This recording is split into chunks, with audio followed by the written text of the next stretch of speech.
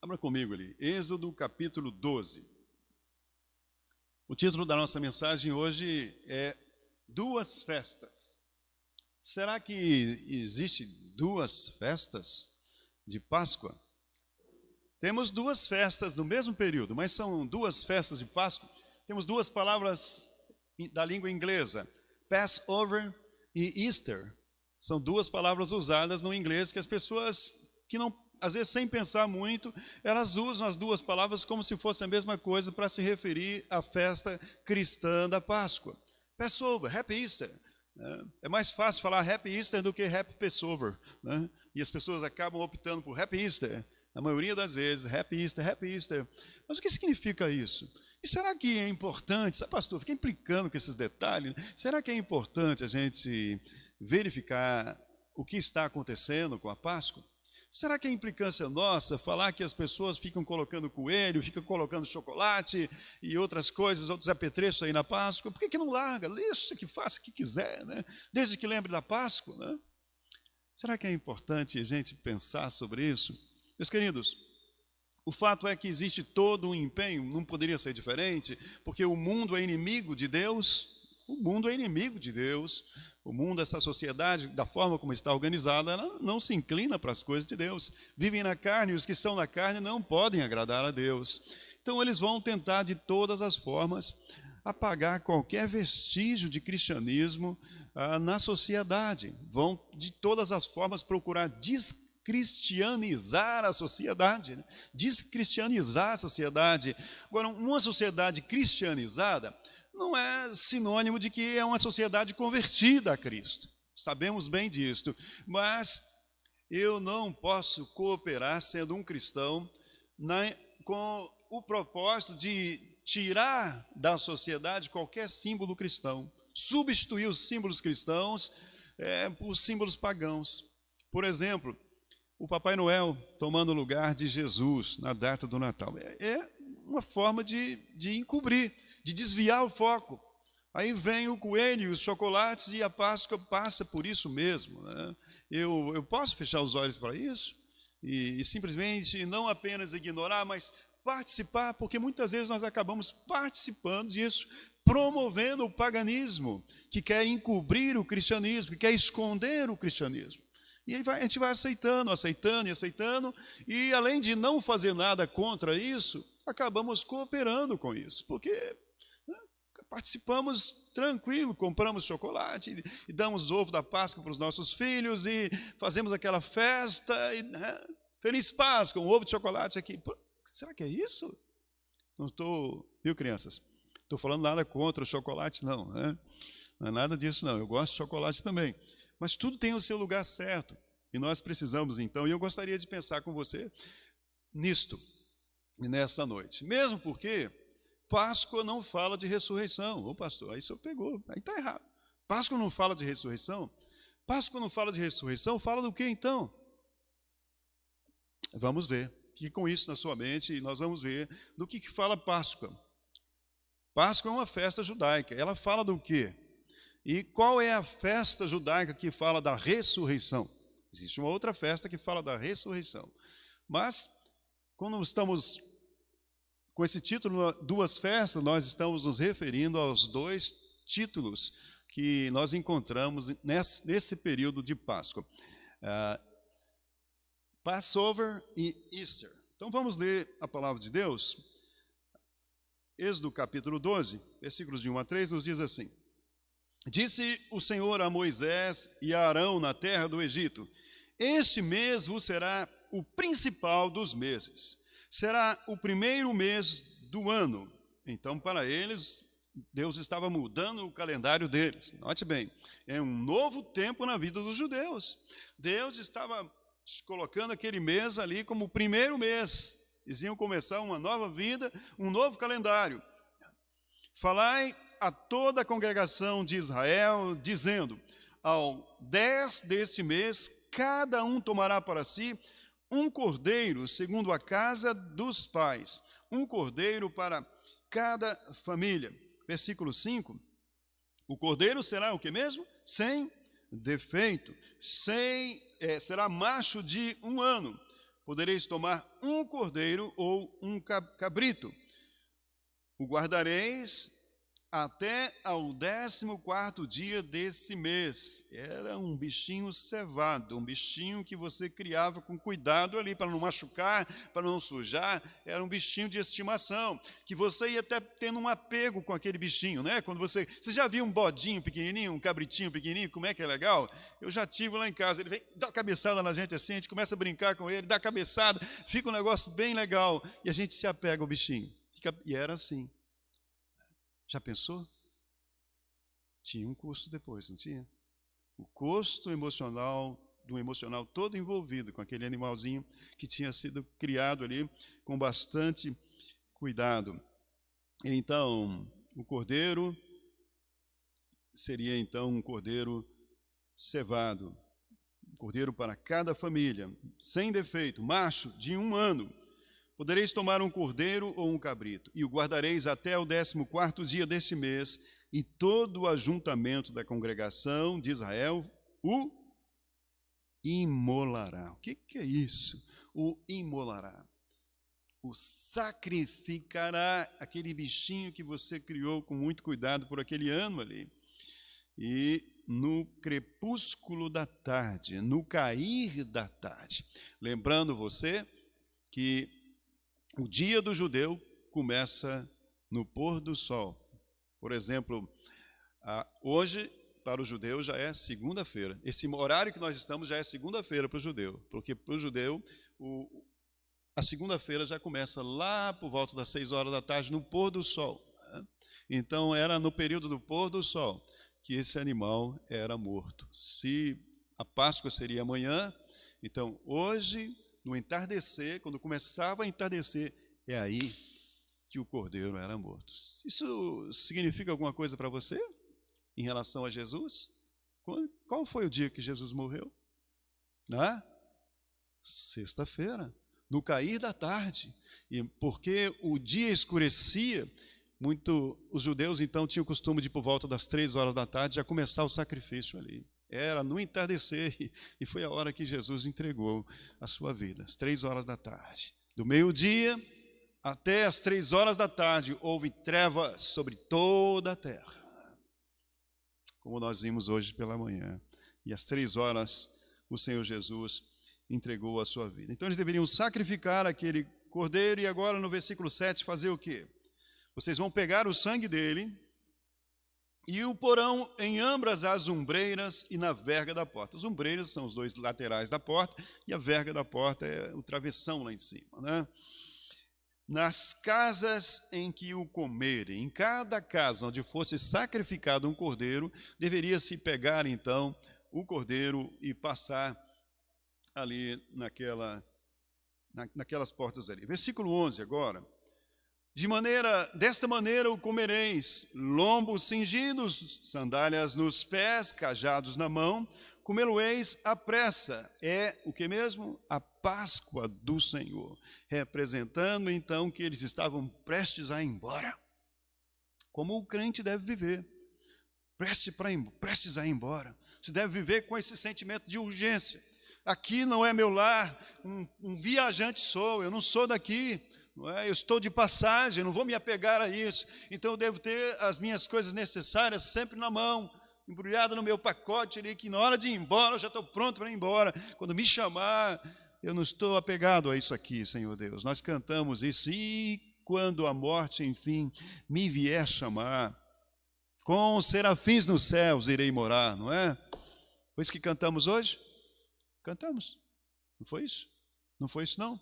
Foi alguma coisa parecida, então, né? Deus enviou o seu Filho amado, né? E o que fala a estrofe ali? Fala de morte ali. Isso, confundi. Quando, enfim, chegar, o quê? A hora em que a morte enfrentarei, né? Vou enfrentar, qualquer hora dessa o Senhor vai me chamar, e nem preciso de chorar. Glória a Deus, estarei com o Senhor na eternidade, né? Estarei com o Senhor, não por mim, mas pela graça e misericórdia dEle. Então, tem que estar prontos. Aqui nos chama para estarmos preparados. Lombos cingidos, amarrado aqui sair correndo, fazer força, não render, né? Não ter uma hérnia, qualquer coisa. Sandália nos pés e cajado na mão, comê-lo-eis à pressa. É o que mesmo? Esta é a Páscoa do Senhor. É a Páscoa do Senhor. Porque naquela noite, versículo 12, o que iria acontecer naquela noite? Naquela noite passarei pela terra do Egito e ferirei na terra do Egito todos os primogênitos, desde os homens até os animais. Executarei juízo sobre todos os deuses do Egito. Eu sou o Senhor. Deus estava julgando a idolatria daquela nação, pecados acumulados sobre aquela nação. Não era apenas em relação àquele momento, mas pecados acumulados, e Deus certamente tinha falado com aquele povo muitas vezes, e eles mantinham a sua idolatria, e Deus estaria trazendo para eles juízos, porque as pragas todas eram relacionadas a deuses do Egito, mostrando, envergonhando-os em relação à sua crença, e então era juízo do Senhor. O sangue, versículo 13, que eles passariam nas portas, o sangue vos será por sinal nas casas em que estiverdes. Quando eu vir o sangue, passarei por vós, e não haverá entre vós praga destruidora, quando eu ferir a terra do Egito. Esse dia vos será por memorial, e o celebrareis como solenidade ao Senhor nas vossas gerações. O celebrareis por estatuto perpétuo. Então, é uma ordem para quem? Para os judeus. Isso aqui é para os judeus. Fique bem claro para todos nós. Não é uma ordem para a igreja. É uma ordem para os judeus. Vamos falar com o Senhor. Nosso amado Deus, nosso eterno Pai, bendizemos o nome do Senhor. Pedimos a ajuda do Senhor, do seu Santo Espírito, não somente na exposição da palavra, de tudo aquilo que, todas as informações que queremos trazer para o seu povo, mas, meu Deus, pedimos que o Senhor ajude também abrindo os corações, dando discernimento a cada um da verdade, e operando salvação, operando conversão mesmo, Deus, santificação. Pedimos graça do Senhor, ó Deus, em nome de Jesus. Amém.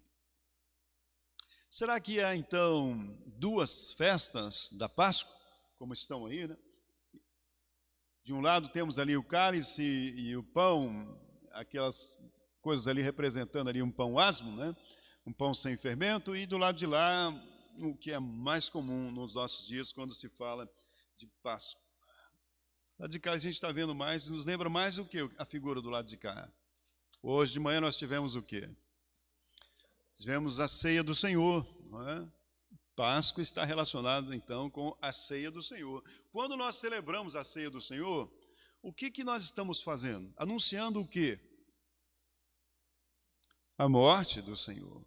Ceia relacionada à Páscoa, e ceia fala de morte. Fala de morte. Nos lembra primeiramente o sacrifício do Senhor Jesus por nós. Mas não há duas festas, né? Não há duas festas de Páscoa. Existem duas festas que são comemoradas na mesma época. Mas uma é a Páscoa e a outra festa, ainda que seja chamada Páscoa, confundida com a Páscoa, essa outra festa se trata de outra coisa. E em alguns países, essas festas, elas têm diferentes nomes que remetem a origens diferentes. Em alemão, Oster, de onde vem também a palavra, conhecida talvez por alguns aqui, de Osterbaum, e Pomerode carrega o título aí da maior Osterbaum, não sei se é do mundo, alguma coisa assim. O que é Osterbaum? Árvore da Páscoa, né? Osterbaum. E as pessoas falam assim, e até muitos cristãos falam talvez de forma ingênua, sem saber o que está falando, né? E participam disso e acham que comum, porque cresceu dentro de uma cultura que trouxe esses apetrechos para dentro do cristianismo, e parece que é a mesma coisa. Então, em alemão, temos essa primeira palavra, Ostern, e passa. Duas palavras aí. No inglês, são próximos em inglês do alemão, temos Easter e Passover. Então, duas palavras diferentes que são citadas nesse mesmo período, às vezes referem-se à mesma festa, mas não dizem respeito à mesma festa. Então, é importante diferenciá-las, porque elas falam de realidades diferentes. E ainda que a cristandade, de um modo geral, ela tem procurado assimilar essa festa, essa primeira festa, tem procurado misturar elementos de uma dessas festas com os elementos da outra festa, fazendo assim um sincretismo religioso, uma mistura de religiões, na intenção de agradar a gregos e troianos, né? Deixar todo mundo tranquilo e conviver todo mundo em paz, sem problemas, a gente se aceita e ficamos todo mundo sossegado. Mas apesar desse esforço, na intenção de estabelecer uma zona de conforto, o fato é que esses nomes, eles contam histórias diferentes, têm origens diferentes. O primeiro nome aí, por exemplo, Ostern, em alemão, e Easter, em inglês, esses nomes nos remetem a uma deusa dos fenícios, chamada também de Astarte, Astarote, Insta, Afrodite, do grego, da onde vem a nossa palavra afrodisíaco, relacionado à sensualidade, à imoralidade, e também recebe o nome de Vênus, que é a deusa do amor dos romanos, da onde vem a palavra camisa de Vênus, que como se fala mesmo? Esqueci até o nome disso.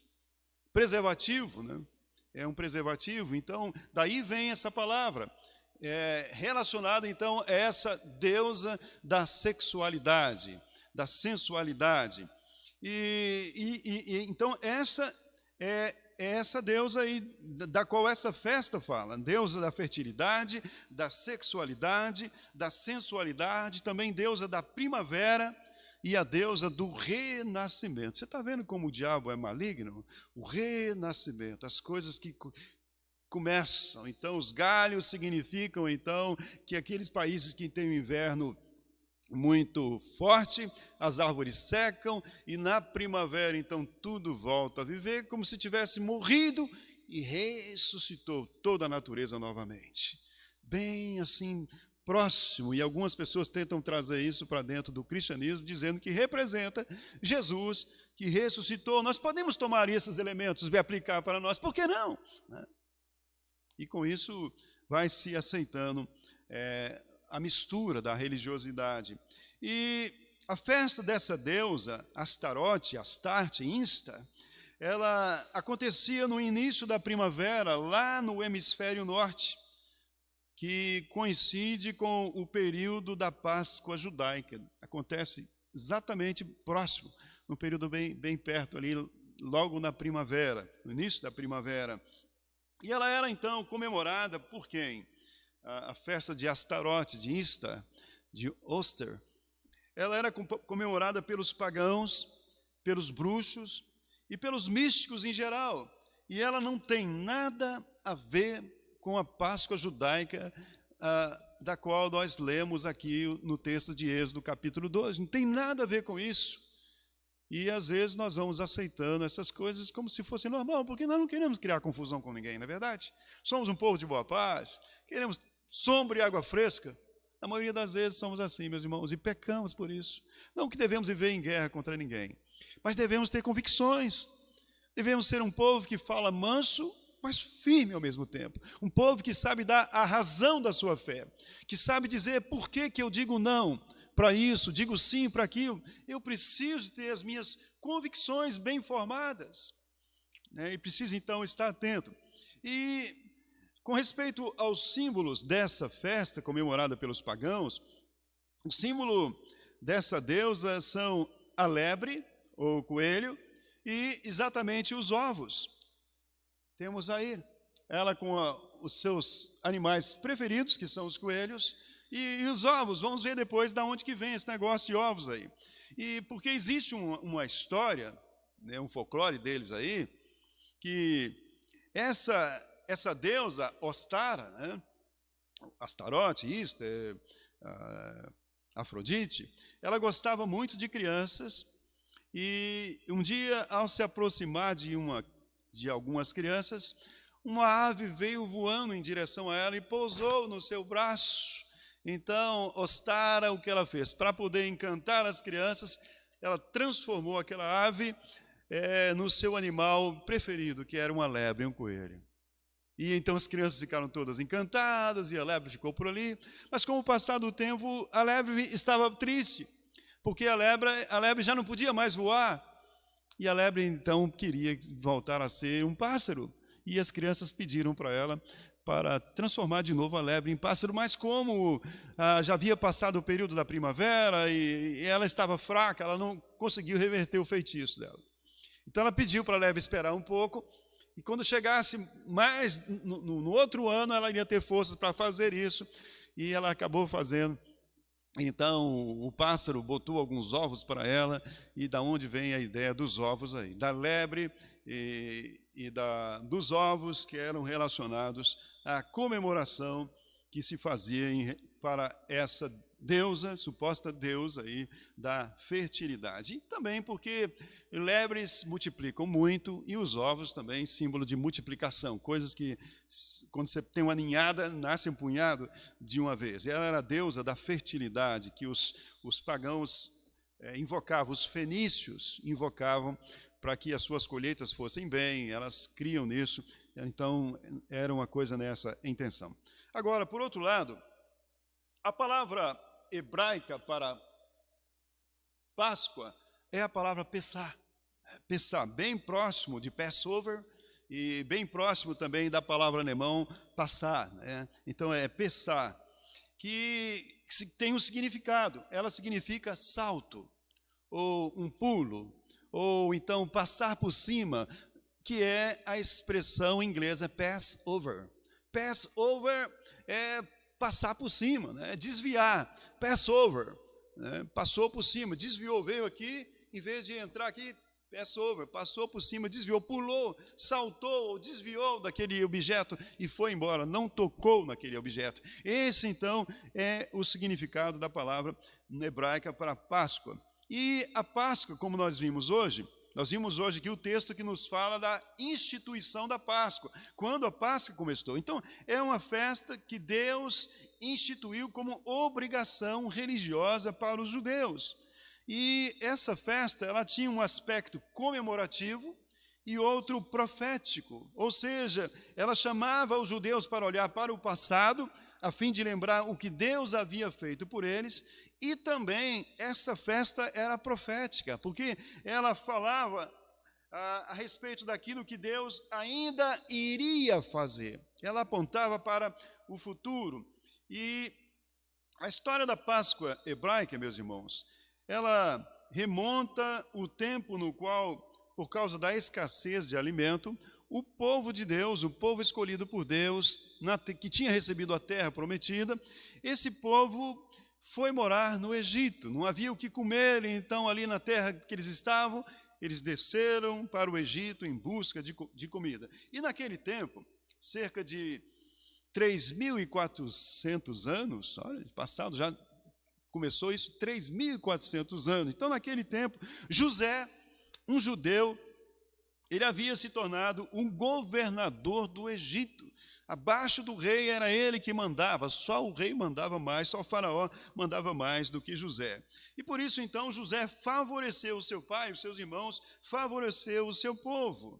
Mas com o passar do tempo, tendo o povo de Israel ficado forte e crescido, e também tendo aquele povo prosperado, começado a prosperar ali, aquele povo foi ficando por ali mesmo, né? Permaneceu ali mais tempo do que era necessário. E com isso, o que eles fizeram? Eles deixaram de lado a terra prometida pelo Senhor. Ao invés de voltar e confiar no Senhor e seguir a sua história e retomar o propósito de Deus para a vida deles, para que eles se tornassem uma nação sacerdotal, uma nação por meio da qual Deus iria se revelar à humanidade, ao invés deles realmente retornarem ali e receber e tomar posse da herança que Deus, da terra que Deus havia dado a eles por herança, eles deixaram isso de lado. De maneira, então, que com o propósito de que eles recuperassem a percepção do chamado de Deus e retornassem ao propósito que Deus tinha para com eles, o que Deus permitiu sobre eles? Deus permitiu sobre eles que viesse, então, uma perseguição. Se levantou, então, sobre o Egito um rei que não tinha conhecimento de José, não queria saber de José, de nada que tinha acontecido no passado, e começou então a ter medo, inveja do povo hebraico, o povo judeu, que estava crescendo muito, e por isso tornou os judeus em escravos. E eles então começaram a sofrer bastante. E tantos foram os anos que eles permaneceram ali, que chegaram há 400 anos, e eles estavam sofrendo.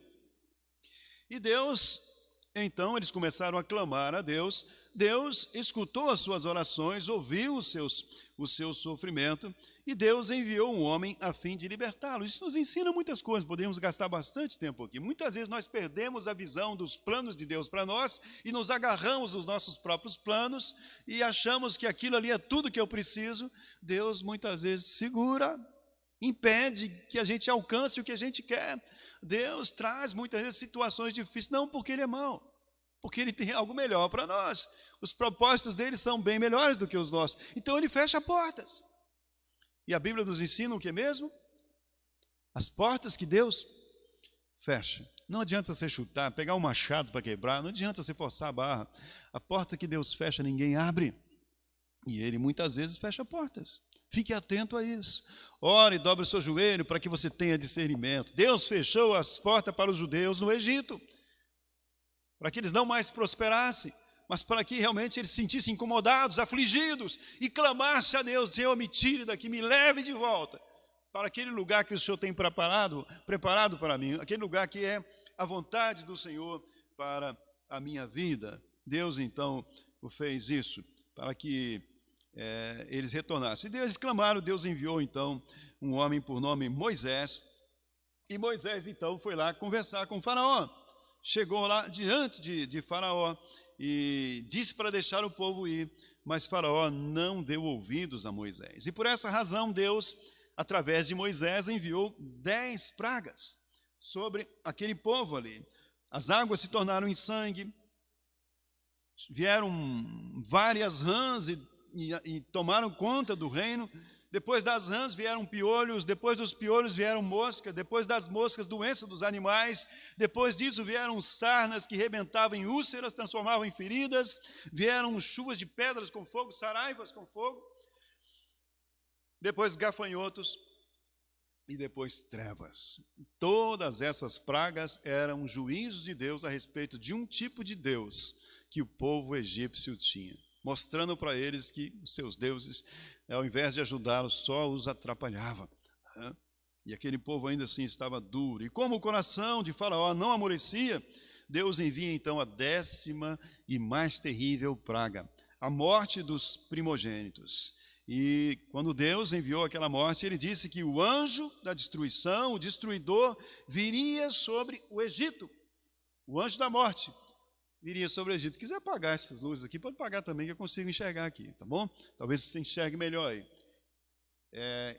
Está ali pairando, iria pairar sobre cada família, cada casa, e todo o filho primogênito, o filho mais velho, haveria de morrer.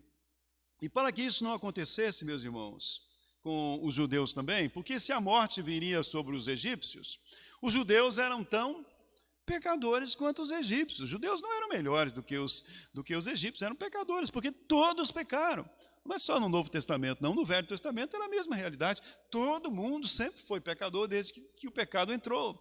Eles não eram melhores. Então, para que a morte não entrasse na casa dos judeus também, Deus deu uma ordem para eles. Eles deveriam, então, matar um cordeiro macho de um ano, um cordeiro cevado, um cordeiro que eles iriam sentir pelo sacrifício daquele animal, né? Porque um bichinho que você criou ali, ia matar aquele bichinho, morrendo por causa do nosso pecado, para cobrir o nosso pecado. Isso trazia consciência do erro, do pecado, da culpa sobre a pessoa.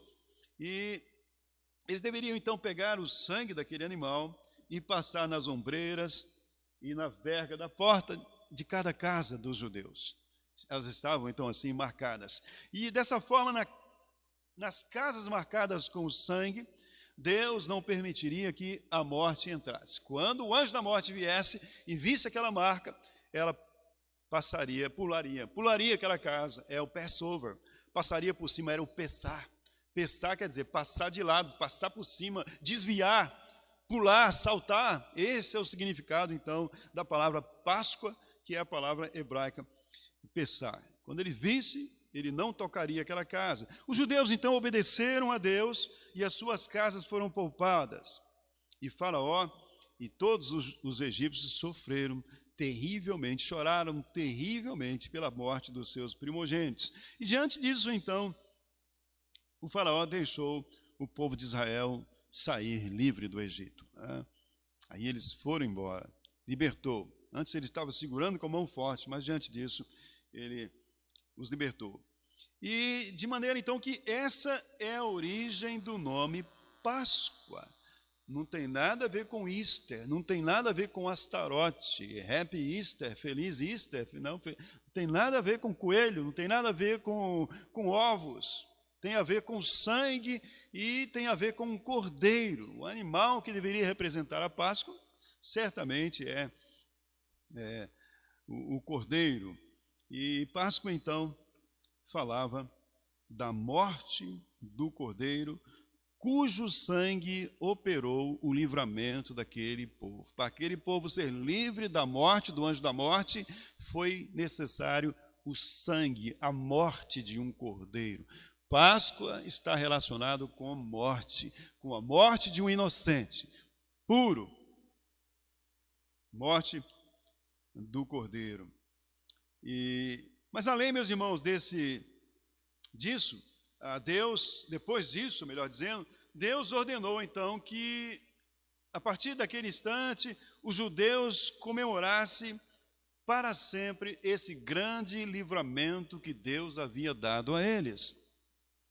Era para comemorar, para trazer a memória e ter um coração agradecido, para nunca esquecer dos benefícios de Deus. Nós devemos comemorar, devemos, viu, Gabi, testemunhar daquilo que Deus fez por nós, nunca esquecer das bênçãos que recebemos, contar para os outros, contar da nossa salvação, contar de onde nós viemos, das trevas nas quais nós saímos, e lembrar quão terrível era a minha vida. Não preciso contar aquelas coisas feias que você fez, não, né? Mas dizer como difícil era a vida, para realmente dizer, eu não quero voltar para aquela velha vida. E se você está vivendo nessa vida, existe solução para você também, como houve para mim, né? Então devemos lembrar. E Deus deu então a esse povo essa data de comemoração, de trazer a memória. E datas comemorativas então servem para nos lembrar de coisas boas que têm sido feitas por nós, no caso religioso, das obras de Deus a nosso favor. Mas além desse aspecto retrospectivo, olhando para trás, a festa da Páscoa, como eu disse, também apontava para o dia no qual, da mesma forma como havia livrado os judeus por meio do sangue daquele cordeiro, Deus haveria de enviar ao mundo um outro cordeiro, o cordeiro de Deus que tira o pecado do mundo. Haveria de enviar o seu próprio Filho, meus irmãos, o Senhor Jesus, para naquela cruz derramar o seu sangue, recebendo ali o castigo que nós merecemos por sermos pecadores. E João Batista, o último profeta antes de Jesus, ao ver o Senhor Jesus, João Batista recebeu essa revelação do Espírito de Deus. João Batista entendeu isso e ele associou Jesus ao Cordeiro que morria lá na Páscoa para livrar as pessoas da morte. E quando João coloca os olhos em Jesus, ele disse, João 1:29, eis o Cordeiro de Deus que tira o pecado do mundo. No dia seguinte viu João a Jesus que vinha para ele e disse, esse é o Cordeiro de Deus que tira o pecado do mundo. E o apóstolo Paulo também nos ensina lá em 1 Coríntios 5:7 que Jesus é o nosso Cordeiro pascal. Paulo diz assim, lançai fora o velho fermento, para que sejais nova massa, como sois de fato, sem fermento. Fermento na Bíblia simboliza pecado. Pois também Cristo, nosso Cordeiro pascal, foi imolado. O que é o nosso Cordeiro pascal? O nosso Cordeiro da Páscoa. Jesus é o nosso Cordeiro da Páscoa. Como o Cordeiro morreu lá no passado e livrou os judeus do anjo da morte. Quando cremos em Jesus, Jesus se torna, pelo seu sangue, pelo seu sacrifício que fez por nós, aquele que nos poupa da condenação, aquele que nos livra da condenação. Em Romanos, então, capítulo 8, versículo 1, nos diz, portanto, nenhuma condenação há para os que estão em Cristo Jesus. Se você um dia arrependido dos seus pecados, creu em Jesus, essa é a palavra de Deus para você, é a promessa de Deus, não há condenação mais sobre você.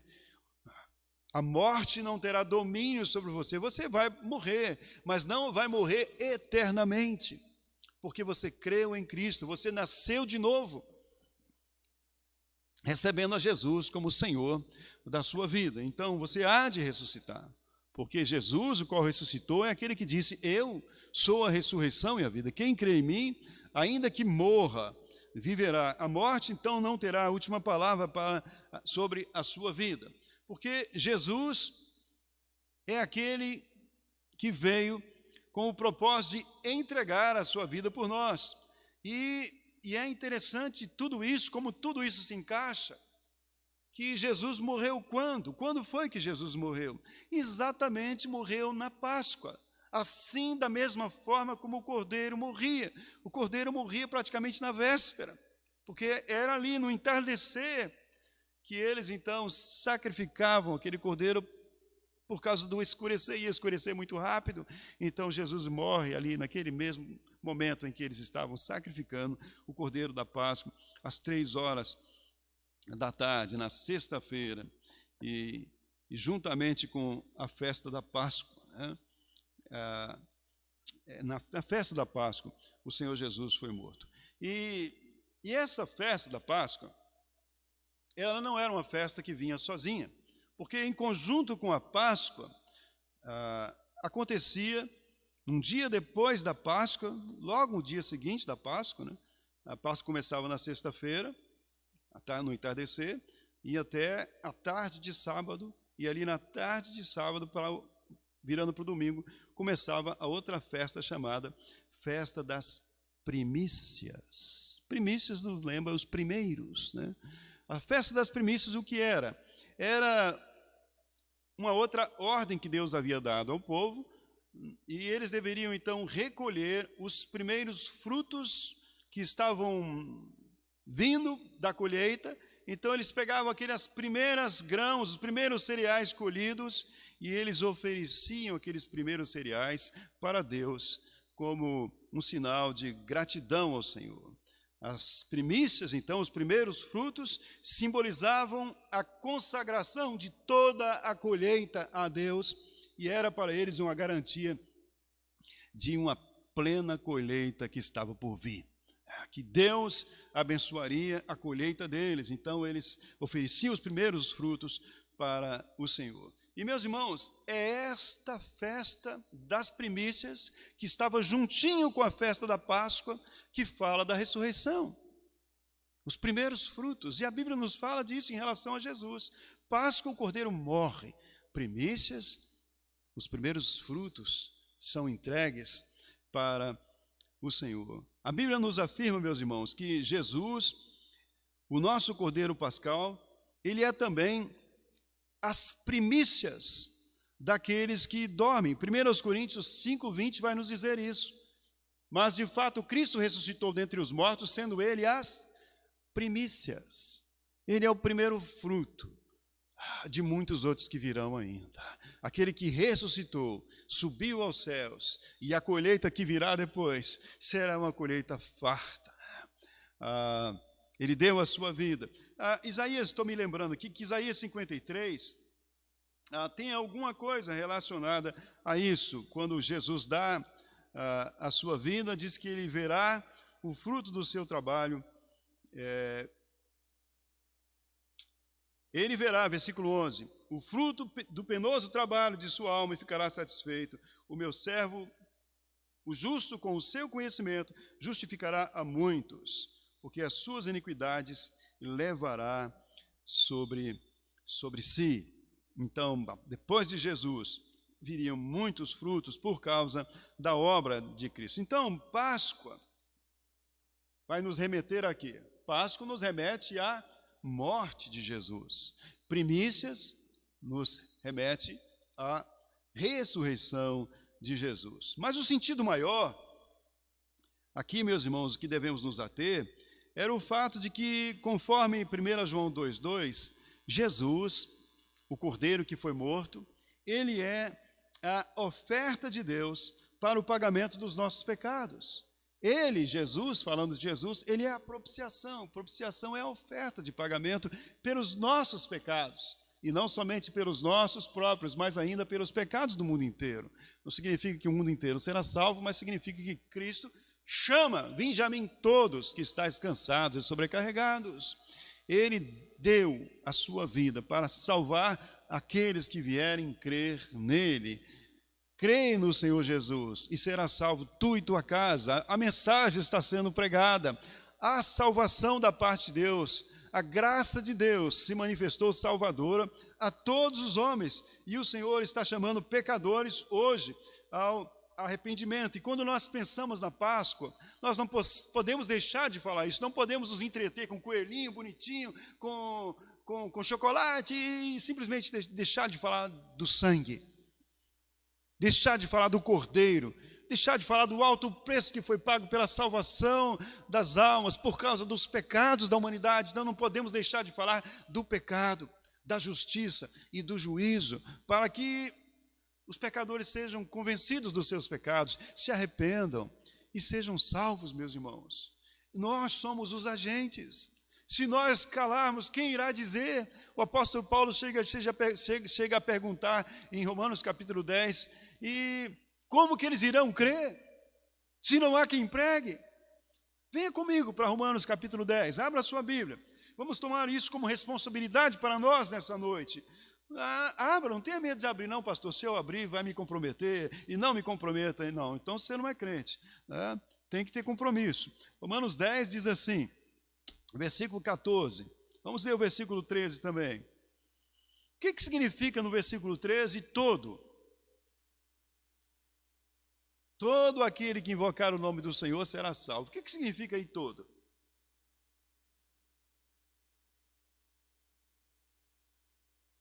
Oi? Todo significa todo, né? Todo mesmo. Todo aquele. Então, está chamando, venha. Porque todo aquele que confessar Jesus como Deus, assumir que Jesus é Senhor, a palavra Jesus, aí no versículo anterior, no versículo 10, Senhor é a palavra grega Kyrios, para Deus, para Jeová no Velho, corresponde a Jeová no Velho Testamento. Jesus é Jeová ou é Javé, confessando Jesus como Senhor. Então, todo aquele que invocar o nome do Senhor será salvo. Aí vem a pergunta 14, mas chega a Páscoa, a gente manda Feliz Páscoa para todo mundo, dá chocolate, dá coelho, dá cartãozinho com coelho, manda aqueles virtuais também para as pessoas, e acha que está tudo legal. Eu não quero incomodar as pessoas, pastor, com esse negócio de religião. Não, nas minhas redes sociais eu não mexo com essas coisas. Não. Por quê? Por que você não mexe com essas coisas? Eu te pergunto. Responda honestamente para você. Você tem medo? Você tem medo do que as pessoas vão pensar de você? Você não assume para si a responsabilidade de pregar o Evangelho. Você prefere falar de coelho e chocolate, como eles estão falando. Não sei, eu estou generalizando aqui, mas não sei se é o seu caso. Mas se é o seu caso, pense nisso. Se eu estou errado em dizer isso para você, ou se eu estou certo como pastor em falar isso para você. Porque você corre o risco de um dia chegar diante de Deus e Deus dizer para você: não te conheço. Porque todo aquele que envergonhar de mim, das minhas palavras perante os homens, eu também o envergonharei dele diante do meu Pai que está nos céus. E você sabe o que vai ser pior do que você naquele dia passar por essa vergonha? É você chegar diante de Deus e dizer: mas o pastor José não falou nada para mim. Aí complicou meu lado também. Então, para que eu não passe vergonha junto com você naquele dia, eu estou dizendo isso para você aqui hoje. Você não pode dizer que você não sabia. Você sabe. Porque como que eles irão crer? Você conhece aquele hino que diz: não me falaram de Cristo? Tantos vi que salvou, mas ninguém se importou de falar-me da graça de Cristo. Não me falaram de Cristo. Será que você é um desses que não vai falar de Jesus nem que a vaca tussa? Você sabe que vaca não tosse, né? Vaca morre engasgada, mas ela não tem esse sistema aí de tossir, para jogar as coisas. Ela morre ali, mas não é assim. Mas ela não tosse. Mas tem gente que nem que a vaca tussa, ela bate o pé: não vou fazer. Ninguém vai te obrigar a fazer. Essa é uma ação do amor. E nós amamos as pessoas e pregamos o evangelho para elas quando nós temos consciência de que Deus nos amou primeiro. Quando eu recebo esse amor de Deus, e quando esse amor de Deus, provado por mim lá na cruz, é de fato algo importante para mim, e eu sei de onde que eu saí, eu estava indo para o inferno, e Deus me tirou do inferno, como um tição queimado da brasa, Ele me tirou de lá, e eu tenho isso como algo precioso para a minha vida, eu vou contar para os outros, porque estão lá no fogo também, como eu estava. O amor que o Senhor teve por mim faz com que eu tenha amor por eles. Nós amamos porque Ele nos amou primeiro. E se de fato eu desfruto do amor dEle, eu devo pensar nessa pergunta que Paulo está fazendo no versículo 14 aqui. E o que ele pergunta? Como, porém, todo mundo que invocar o nome de Jesus será salvo. Mas como, porém, irão invocar aquele em quem não creram? E como eles irão crer naquele de quem nada ouviram? Não ouviram de Jesus. E tem outra pergunta: e como eles vão ouvir se não há ninguém que quer pregar? Se os crentes, tudo boca fechada, cada um no seu cantinho e eu no meu, não falo. Isso não é da minha conta, pastor. Não fiz seminário, não sou pastor, não me meta nessa confusão, que é seu problema. Isso é da sua conta, não é da minha conta, é da sua conta, porque um dia você vai prestar conta. Ide por todo mundo e pregai o evangelho. Páscoa, Natal, qual outras datas que nós temos aí? Qualquer data, dia do índio, você arruma um jeito. Você sabe que a primeira coisa que aconteceu no Brasil, quando o Pedro Álvares Cabral chegou aqui, foi prestar um culto a Deus. Não precisa falar que foi uma missa, que foi um culto a Deus. E você sabe que a única coisa que veio lá no navio era uma cruz, e que a nossa terra chamava terra de Santa Cruz, e que depois ela mudou para a terra de Vera Cruz. O que é Vera Cruz? Cruz verdadeira. E que um dos correspondentes escreveu para o rei e disse: cabe a nós evangelizarmos essa terra. Olha isso. Ainda que eles tinham um conceito errado disso, mas meu irmão veio de lá. E quem colonizou essa terra? A história nos conta que foram os degredados, não é? O que são degredados? Degredados eram as pessoas pervertidas lá de Portugal, mandaram tudo que não presta para cá. Não é isso que a gente ouviu? Os perseguidos pela justiça vieram tudo para cá. Não é verdade. Não é verdade. Vieram para cá os judeus. Os judeus que vieram eram os perseguidos da Espanha, os perseguidos em Portugal, e Fernando de Noronha era um deles. O nosso país até recebeu esse nome por causa de um judeu, Barzilai. Era pau de Barzilai, depois virou pau-brasil, e depois virou Brasil, um pau vermelho, um pau de ferro, era pau de ferro, sentido ali. Daí vem toda a nossa origem. Você pode pesquisar sobre isso aí. Toda a nossa origem, onde se diz que cerca de 40% dos brasileiros hoje são judeus e nem sabem, né? E Pereira, Silveira, e Ferreira, Carvalho, Almeida, e uma série de outros aí estão aí. Meus irmãos, precisamos de enveredar. Eu estou falando isso para você porque você precisa de arrumar argumentos. Você não precisa ficar nisso. E se são coisas duvidosas, mas traz pelo menos como curiosidade e faz uma ponte disso para falar do interessante que é Cristo. Levar as pessoas a Cristo. Procure pensar a respeito disso. Por que nós realizamos os NEBs e mesmo quando nós temos os NEBs e não vai ninguém de fora, os NEBs são importantes? Por que você acha que os NEBs são importantes? Porque os NEBs são um treinamento para você. Os NEBs não é apenas para alcançar as pessoas com o Evangelho, mas é para treinar os crentes, para que os crentes saibam falar de Cristo. Então, quando você estiver vendo o líder do seu grupo falando, pega um caderninho e anota, pega a sua folha, faça várias anotações, para que depois você pegue os seus estudos e peça, pastor, eu quero uma cópia em branco desses estudos, porque eu quero evangelizar o meu colega de trabalho. É você. Aprenda, se disponha. Então, nós precisamos, porque se nós não falarmos, como é que eles irão crer, meus irmãos? Então, se eu ficar aí dando coelhinho de Páscoa, dando sinal de que eu não quero me comprometer. Eu prefiro deixar todo mundo do jeito que está, do que eu tomar qualquer atitude nesse sentido.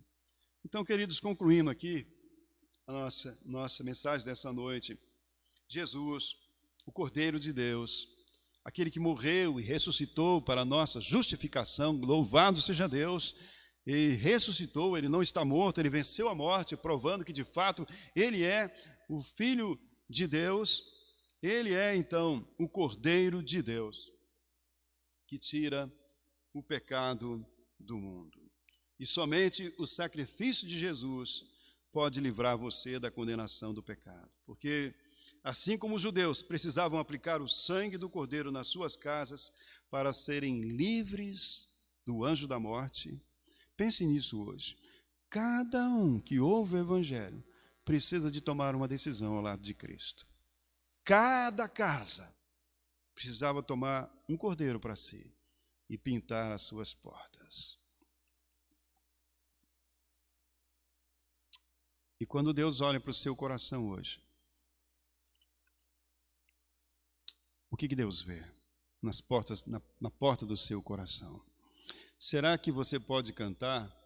E quando a morte, enfim, me vier chamar, com serafins nos céus irei morar. Você tem essa certeza da salvação? O seu coração já está pintado com o sangue de Jesus? Você já creu em Jesus Cristo como Senhor e Salvador da sua alma? E o seu compromisso com Cristo aponta para isso?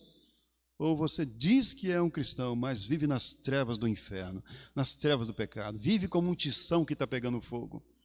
Meus queridos, que Deus tenha misericórdia. Se você não tem certeza da sua salvação, pense nisso. Cristo veio para te dar salvação, porque Deus amou o mundo de tal maneira que deu o seu Filho unigênito para que todo aquele que nele crê não pereça, não seja condenado, mas tenha vida eterna. Creia hoje em Cristo Jesus.